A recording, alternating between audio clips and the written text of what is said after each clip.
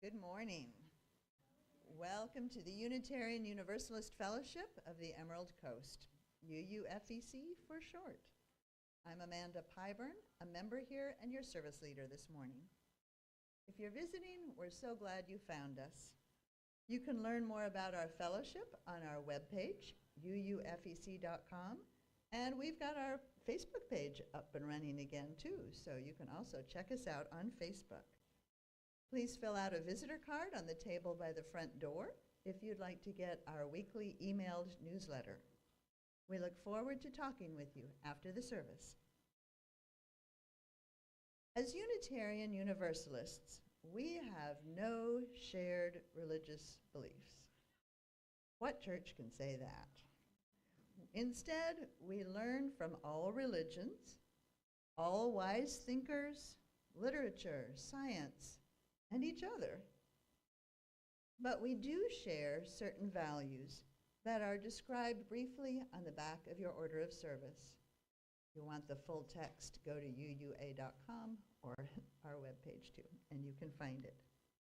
As simple as this graphic seems to be, it encompasses virtually all of our shared vital values. You will also find some announcements in your order of service, and we have another by Jane Park.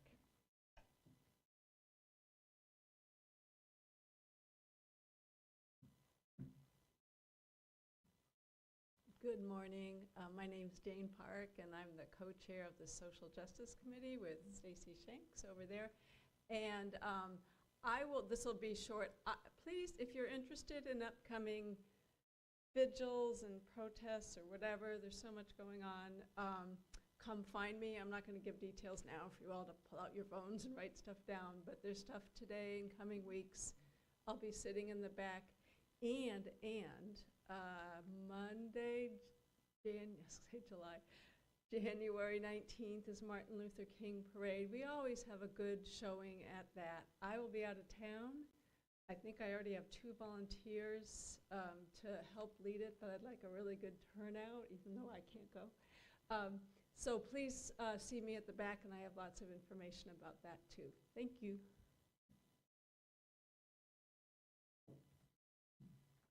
You'll also find in your order of service descriptions of upcoming services. For the next 2 weeks, our speaker will be our minister, Reverend Kathy Hurt, speaking remotely from her home in Virginia, but she will be back in person in February.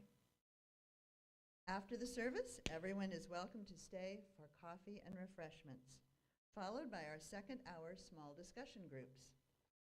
Your choices today are listed here. You have TED Talks in the library with Josh Ashley. Speaker's Circle will be up front if you'd like to speak with today's speaker and continue on that topic. And there will be choir practice in the Harmony Room around the corner. Anyone is welcome to join any of those events. And now the prelude prepares us for the service.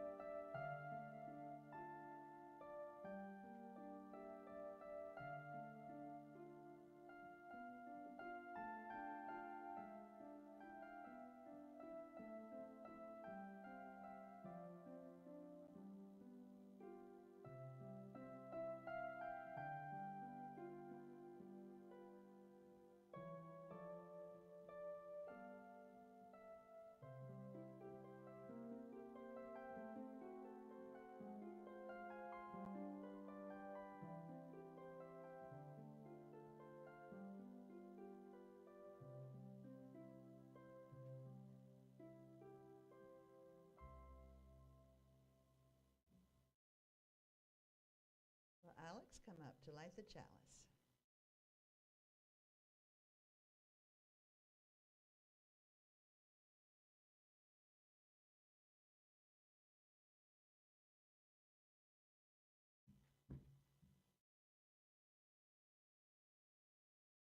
We gather as many drops, each winding our own path down life's surfaces and ruts.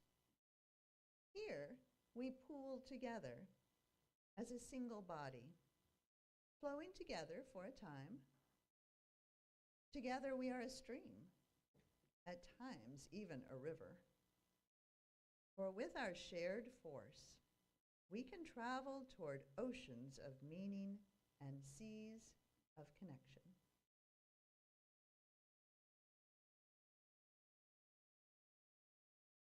Looking again at that symbol of our values on the back of your order of service that illustrates them so succinctly, you see love at the center.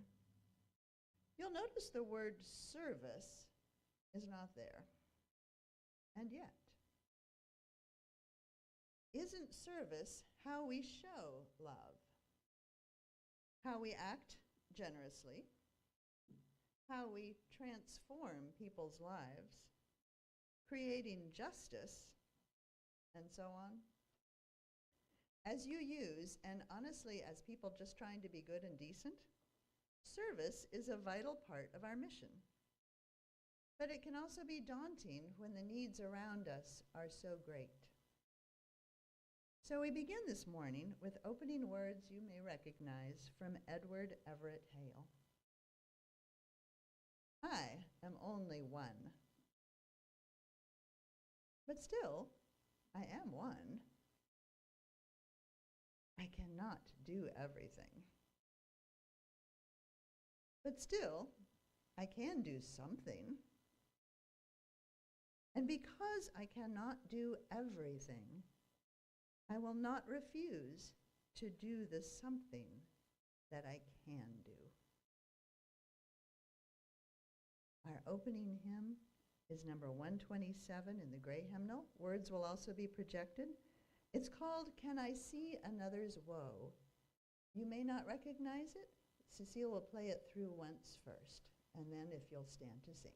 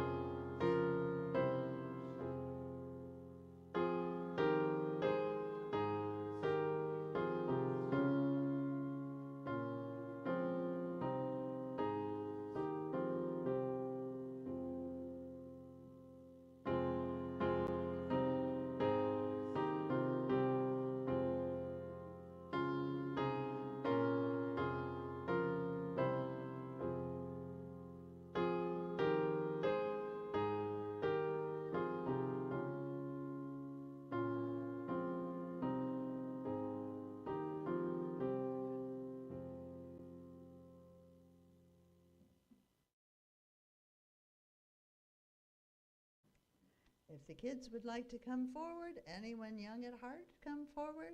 Ivy has a story for you.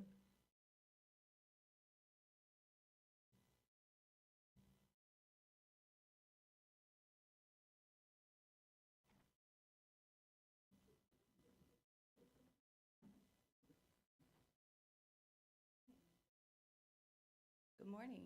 There we go. The book I have for us today is The Power of One by Trudy Ludwig and illustrated by Mike Carato. Every act of kindness counts.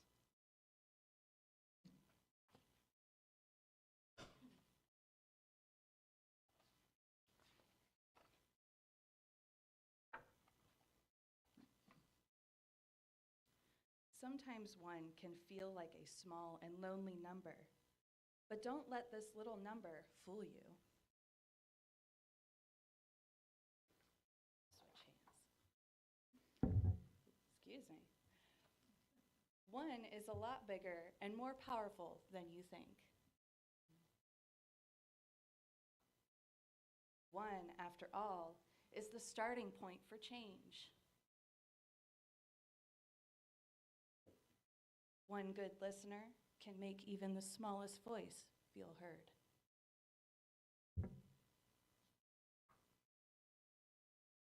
Only one smile can lead to a friendship. One caring friend can open the door for several more. That side's not working out.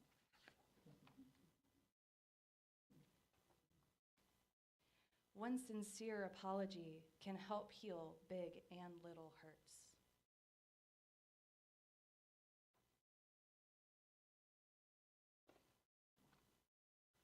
One warm hug can lift our spirits up when we're feeling down. One thoughtful idea can bring a community together. One handful of seeds can sprout into a garden. And one harvested garden can make a bountiful feast. Acts and words of kindness do count. And it all starts with one. Now, this is a letter from the author in the back of the book. It says, planting seeds of kindness in your community. Every year, I speak to thousands of students, teachers, and parents in school communities, sharing with them this one basic truth. You don't have to be a superhero with extraordinary powers to be a real hero in someone else's eyes. You can be any kid. You can be an average adult. All it takes is just one person to reach out in kind ways to make a positive difference in the lives of those we touch. And those acts of kindness can be as simple and straightforward as acknowledging others' presence so they don't feel invisible, saying kind words, whether you're talking to someone face to face or talking about them to someone else, including the excluded in your group, game, or activity, standing up to put downs, having the courage to take responsibility for intentional and unintentional wrongdoing by apologizing and making up for the hurt that you've caused, helping to serve the underserved. Humans are social beings. We all have the fundamental need to belong and feel connected to and valued by our peers. The more seeds of kindness we plant and nurture, the more likely they are to take root and spread, modeling for even more children and adults how they too can reach out in supportive ways to connect and improve their relationships with one another and their communities. This book can be found at the Niceville Library. Thank you for listening.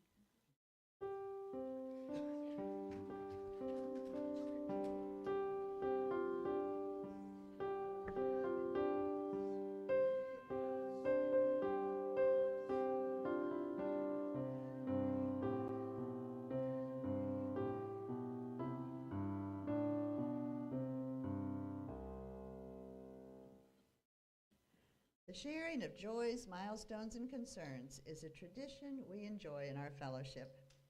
You're welcome to come up, put a glass pebble into the bowl of water silently, or while speaking a few words into the microphone. This practice shares our joys and helps us to support each other in sorrow. Remember to tell about others only with their permission.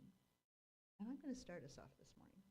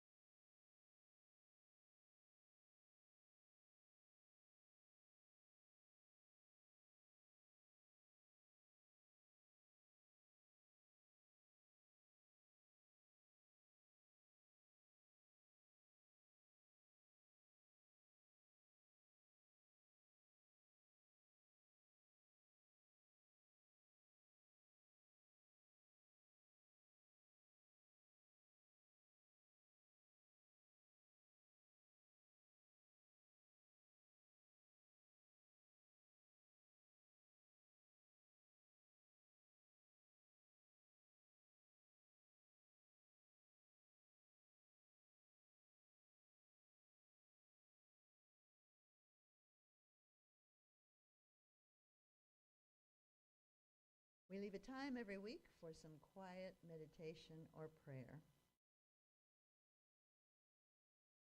Today we do so with some words by Alondria Williams.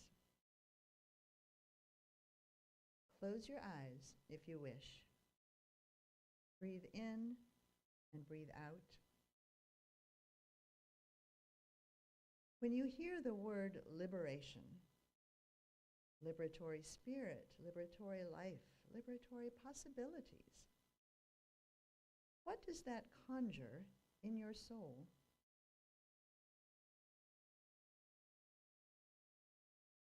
When you hear, we are the liberating force, spirit, light, and love, what does that conjure in your spirit?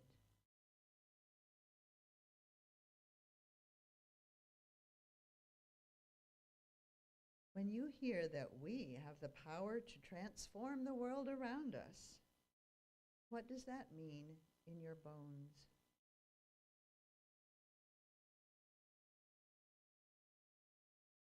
We are the light.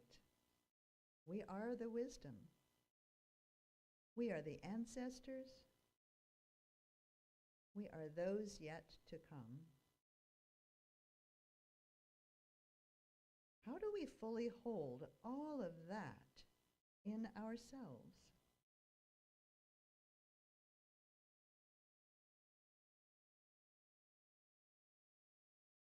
Open your eyes, look at the people around you, and go out and organize. Be that spirit of one.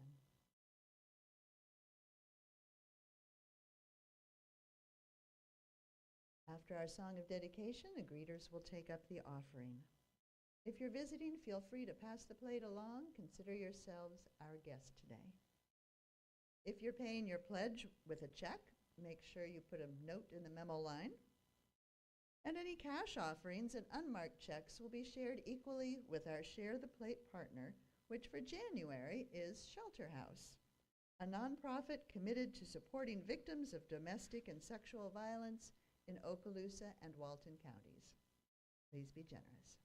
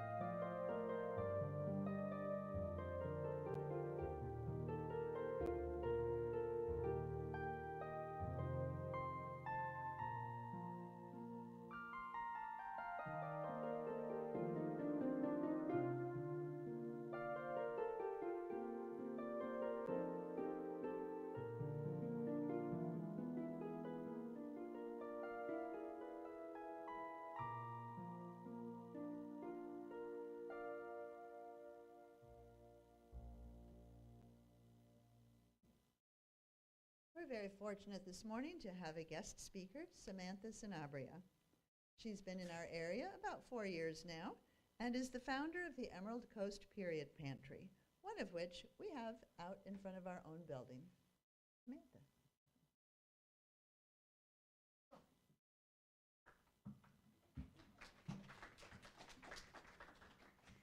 Good morning. Thank you so much for being here today, for allowing me to speak to you today. I'm Samantha Sanabria, founder of Emerald Coast Period Pantry. I'm going to talk a little bit about what that is later on, but I want to start with period poverty. What is it and why does it matter? This is a conversation about bodies, about dignity, access. So if it gets a little uncomfortable at times, that is okay. Discomfort is normally the driver to change. Next slide. I want to walk you through a quick 30-second scenario. Imagine this. Bleeding for 5 days with no supplies. No pads, no tampons, cups, discs. Maybe you're at work, maybe you're a student at school, somewhere in public, on the bus. You're doing the math of having to figure out how to pay for rent, food, or period products. Unfortunately for many, this is not a hypothetical situation. This is actually a reality. So what is period poverty? Period poverty is the lack of access to period products, but also the lack of access to education, sanitation, and all of that wrapped up means the lack of access to just dignity. This is not just about products, it's about infrastructure, it's about shame, silence, poverty. I'm gonna get a little bit into that later on. So I'm gonna give you a bunch of statistics. We're gonna start with the big picture globally, and then we're gonna get more granular and look at the states, and then we're gonna get even more granular and look at Florida.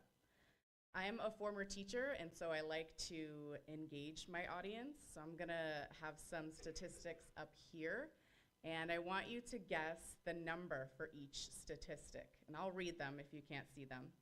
And just shout out your guess for the number. So the first one, about blank number of women each month endure period poverty globally. 4 million, at least a billion. Any other numbers? 2 million, 100 million. Okay, let's see the answer. 500 million women each month endure period poverty globally. And I do want to give you a little disclaimer. So unfortunately right now, the research, the data is very much gender binary focused. And so a lot of these statistics, most of them honestly, use the word women and girls. But we know that not all people who menstruate are women and not all women menstruate. So 500 million women globally experience period poverty. The next one. In the UK, a reported blank number of girls missed school in 2017 due to period poverty. How many do we think? 1,000? Any other guesses? Million? 100,000? Okay. Our answer? 137,700 girls missed school. Missed school because they did not have access to period products. And our last one. According to an analysis in 2022, only blank % of girls in Bangladesh and blank % of girls in Egypt were aware of menstruation before their first period. They knew about menstruation. So let's start with the first one, which is Bangladesh. What percentage of girls in Bangladesh were aware of what menstruation was? Anybody? 15%. 5, 2, 25, 3. Our answer is 32%. 32%. Can you imagine being a young girl, a child, and just bleeding and having no idea what is going on with your body? And then in Egypt, what percentage do we think in Egypt? 24, 15. This one is a little bit higher, but still not high enough. Our answer, 66% of girls knew what menstruation was before they started their first period, which I can only imagine is terrifying. I want to talk a little bit about the average cost of period products, which is going to really depend on the country that you're in, on the brand that you're purchasing. So these are kind of just some general numbers to give you some context if you're not already aware. Per month, we're looking at about $10 to $15 per year, $120 to $180, and I took, I think, $150 and multiplied that by 40 years, which is about the average amount of years a person menstruates, and that came out to $4,800 over a lifetime, just for period products. Menstruation should never be the reason that somebody's life trajectory changes. Let's talk a little bit about the US reality. In a 2019 study done on low-income women, 2/3 stated that they had trouble affording period products. 2/3. A study surrounding trans menstruators found that 66% felt unsafe and 68% felt uncomfortable using the men's restroom while on their periods. And a review of correctional facilities in New York found that 54% of women in the facility said they didn't have enough napkins, period supplies, for their periods. These are just a few of the communities, the groups, the organizations that are not getting access to basic hygiene needs. This is happening in our neighborhoods, not just somewhere else. If we look at period poverty in students in the United States, about 1 in 4 struggle to afford period products. This really affects students of color, low-income students, students in rural areas. 40% of students have worn period products for longer than recommended, and if you're not aware, this can be very, very dangerous. Tampons should only be worn for up to 8 hours, I want to say, and if they're left in for much longer than that, it can risk something called toxic shock syndrome, and if that is not treated immediately, that can actually become fatal. This one blew my mind. 78% are taught more about the biology of frogs than the female body in school. Are we that afraid to talk about the female body, but we have no problem dissecting frogs in biology class? Just blows my mind. And then 74% of students have questions about their periods. Let's get even smaller. Let's talk about the impact in Florida. In Florida, 1 in 7 women and girls between the age of 12 and 44 live below the federal poverty line. Almost 60% of families living in poverty in Florida struggle with bills and unexpected expenses. And 73% of female students in public school grades 7 to 12 attend Title I eligible schools.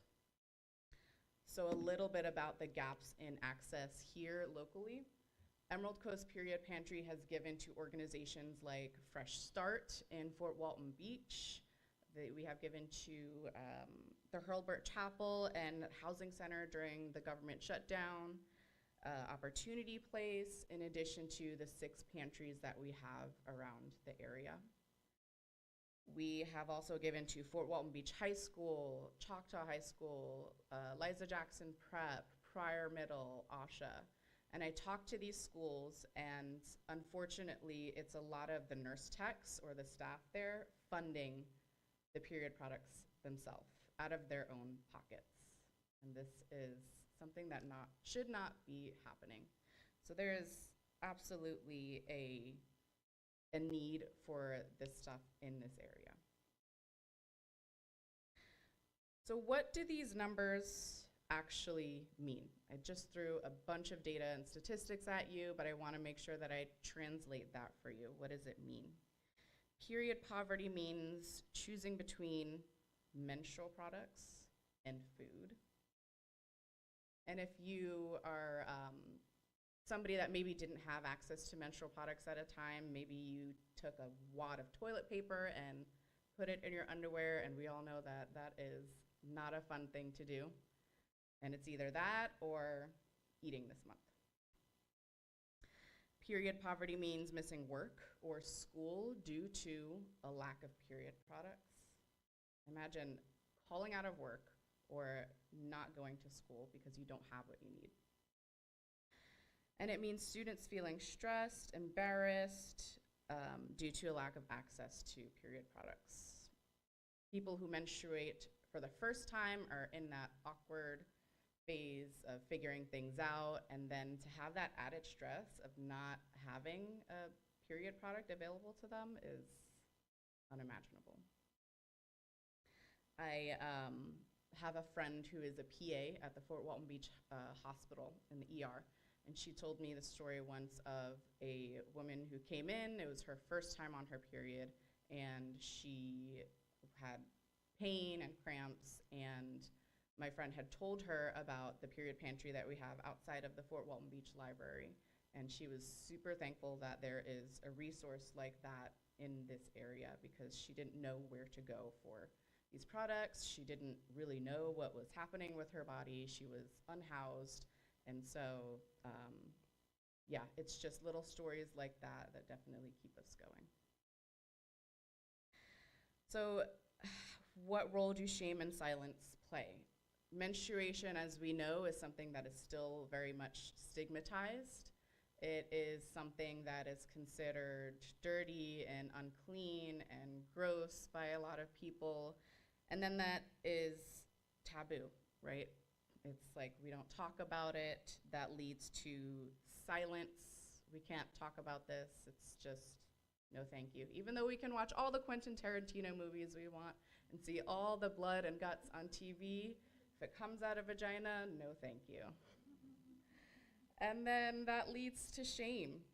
People who menstruate feel like, what's wrong with me for this basic thing that our bodies are doing that we can't control either.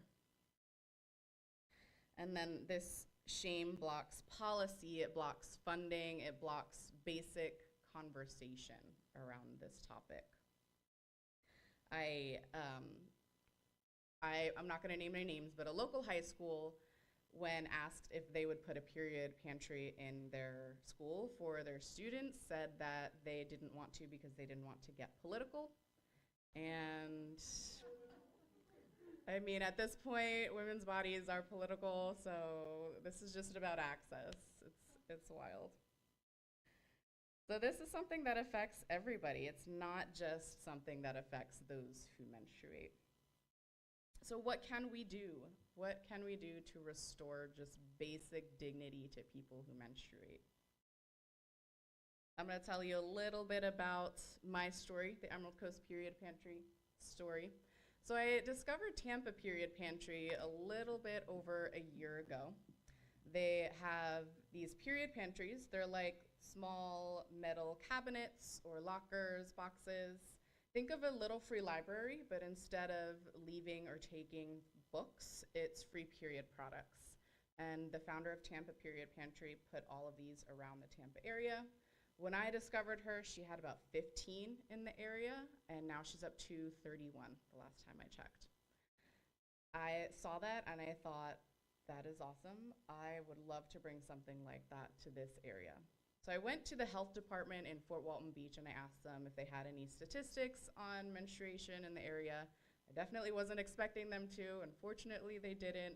So I started to talk to local organizations and schools and asked them if there was a need, and they said, yes, absolutely, there is a need. So why do I care? I started Emerald Coast Period Pantry as a way to take meaningful action in a time of political uncertainty. I didn't want to be someone who just stayed at home and just vented and talked over and over about what is going on without taking actual action. My passion for menstrual health began a couple of years ago. I suffered a pregnancy loss at 20 weeks, and through that experience, I started to learn more about the female body and what we're not learning by doctors and schools, what they're not teaching us. As I began educating myself, I learned just how widespread period poverty is globally, in this country, in this town, and how often it's overlooked. So I wanted to create a cause that destigmatizes menstruation and that tackles period poverty here on the Emerald Coast. This mission matters deeply to me because, again, menstrual health is not something that is talked about enough. Stigma keeps people silent, but these numbers are not just statistics, they're barriers to hope, to opportunity, and to dignity. We currently have 6 pantries in Fort Walton Beach, Crestview, Valparaiso. We will have one launching hopefully next week in Pensacola, so I'm trying to expand across the Emerald Coast. Some of these pantries are public access, like the one right outside of here. Anybody can take anything from the pantry that they need or leave supplies that they can leave. We also have 3 drop boxes in Fort Walton Beach, Navarre, and Gulf Breeze. These are gonna be boxes that are inside local businesses, and anybody can leave period products in the box. And then myself or one of my volunteers will take products and use those to stock our pantries. We are a mutual aid, not a nonprofit, and we're really about helping each other meet real immediate needs. Community organization. When someone needs support, the goal is to meet that need directly, not to make them prove that they deserve it. So these are just a couple of photos. This one up here is our very first pantry in Fresh Start. So that is available for the menstruators in that program. There are, I believe it's a transitional housing program. So that's available for them. And then this is in Twin Hills Park in Crestview in their little free library. We have a mini pantry there. This was an article that Get the Coast wrote about us. So if you haven't read that, I encourage you to read it. This was our ribbon cutting that we had outside of the Fort Walton Beach Library back in September. So here are a couple of ways to support if you are interested. You can use your artistic skills to paint a period pantry if you are creative. You can purchase products from our Amazon wish list. If you select gift registry address, that will go to me, and then I'll make sure that it gets to a pantry or school or organization in need. If you select your address, it will go to you, and then you can bring it to a pantry directly if you'd like. You can sponsor by purchasing a period pantry. You can scout for local businesses to see if they'd be willing to host a period pantry or a drop box. You can spread awareness for the Emerald Coast Period Pantry by telling your friends about us, posting on social media. A couple of our immediate needs, I'm looking for an admin person just to help me with answering emails, speaking to people in the community. We have been growing very quickly. We started in April of last year, and we're already up to almost 7 pantries. And then somebody to pick up products from our drop boxes as well and to kind of spread those out to our pantries. And then this is my information if you'd like to connect. You can look us up, Emerald Coast Period Pantry, on Facebook and Instagram. My email is here, my phone number. This is our website at the top, the Amazon wish list if you're interested in supporting. And then this is just a blog that I wrote for an organization. I'm not sure if she's still doing it, but it's called Bloody Awesome, and she sends first-time period kits to first-time menstruators to celebrate getting their periods. And so this is just a blog that I wrote on how to talk to your daughters, your kids about periods, even from a young age. That is all I I have for you today. Thank you so much. I appreciate it.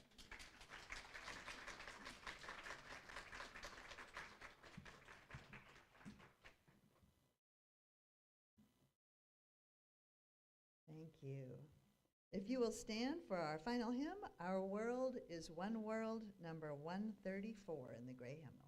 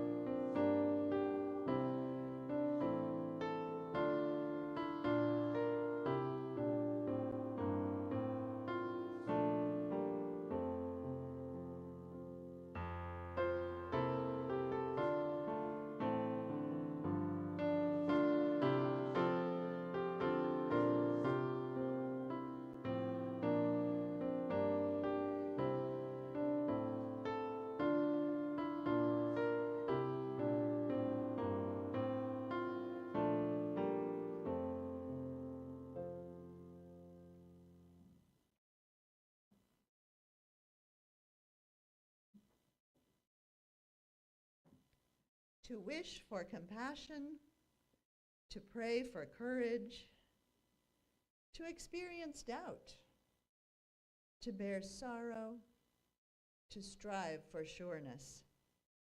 All these are qualities for which each of us should be grateful. But to feel a genuine fellowship with the whole human family, to act so that our empathy is evident wherever we go, that's the object.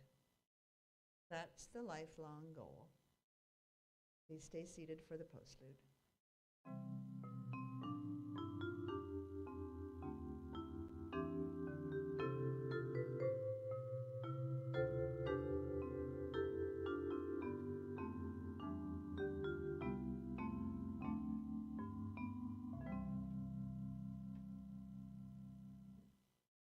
Thank you all for coming. Join us for coffee and refreshments in the back. And in about 15 minutes, we'll have TED Talks, choir practice, and speaker circle. Thank you to all who helped today.